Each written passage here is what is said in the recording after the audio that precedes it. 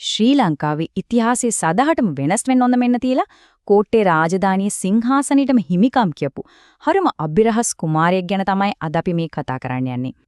ඉතින් කෝට්ටේ රජ වෙන්නත් කලින් ඇත්තටම කවුද මේ අඹුලගල කුමාරයා? මෙන්න මේ ප්‍රශ්න තමයි මේ මුළු කතාවෙම හරය වෙන්නේ. හොඳයි අපි කතාව පටන් ගමු එතුමාගේ අභිරහස් උපතින්ම.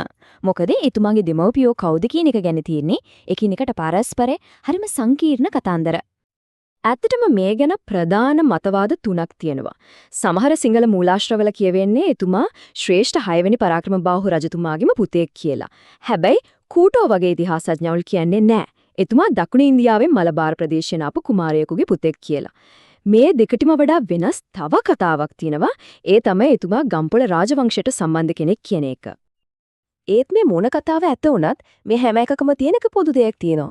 ඒ තමයි උපතේ අභිරහස කොහොම තිබුණත් අඹුලුගල කුමාරයා හැදිවැඩුනේ කෝට්ටේ රාජමාලිගාවේ 6 වෙනි පරාක්‍රමබාහු රජතුමාගේ හදාගත් පුතෙක් විදිහට. ඒ කියන්නේ එතුමා හැමදාමත් හිටියේ බල කේන්ද්‍රයේ මැද.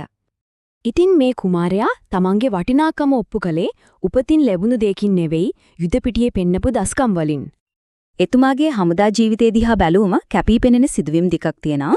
පළවෙනි එක තමයි 6 වෙනි පරාක්‍රමබාහු රජුට විරුද්ධව ආපු උඩරට කැරැල්ලක් සම්පූර්ණයෙන්ම මර්ධනය කරන එක. ඊට පස්සේ 6 වෙනි බෝනකබාහු රජතුමාට විරුද්ධව ආපු සිංහල පෙරළිය කියන දරුණු කැරැල්ල මැඩ පැවැත්වුවෙත් මේ අඹුලුගල කුමාරයාම තමයි. ඒකැලේ රජවරු දෙන්නෙක්ම රාජධානියේ ලොකුම තර්ජන මැඩලන්න විශ්වාසය තිබ්බේ එතුමාව. හැබැයි අවුරුදු ගාණක් මෙහෙම විශ්වාසවන්තව සේවය කරාට පස්සේ රටේ දේශපාලනයේ සම්පූර්ණයෙන්ම කණපිට පෙරලෙනවා.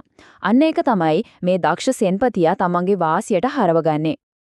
6 වෙනි පරාක්‍රමබාහු රජතුමාගේ මරණයෙන් පස්සේ කෝට්ටේ රාජධානිය කියන්නේ එකම අවුල් ජාලයක්. බලය වෙනුවෙන් ලේ වැකි සටනක් තමයි ඇති වුණේ. රජුගේ මුණුබුරු බලයක ආවත් ප්‍රසිද්ධ සපුමල් කුමාරයා ඔහුව මරලා 6 වෙනි බුවනකබාහු නමින් රජ වෙනවා. ඔහුගේ මරණයෙන් පස්සෙත් මේ බල අරගලේ නතරුනේ නැහැ. අනේ අස්ථාවරත්වය තමයි අඹුලුගල කුමාරයා ප්‍රයෝජනෙට ගන්නේ. බලන්න මේ කාලේ කොච්චර ව්‍යාකුලද කියනවනම් සපුමල් කුමාරයා බලය ගත්ත හැටි ගැනවත් ඉතිහාසඥයෝ එකග වෙන්නේ නැහැ. සිංහල වංශ කතාවල කියන්නේ ඒක කෙලින්ම කරපු ඝාතනයක් කියලා. ඒත් කූට වගේ අය කියන්නේ ඊට වඩා සංකීර්ණ කතාවක්. මේකෙන් අපිට පේනවා මේ කාලේ ඇත්ත හොයාගන්න එක කොච්චර අමාරුද කියලා. හොඳයි. දැන් තමයි කතාවේ වැදගත්ම හරිය. බලමු මේ විශ්වාසවන්ත සෙන්පතියා කොහොමද Tamanටම කිරුළු දිනාගන්න ගේම්ෙට ගහන්නේ කියලා.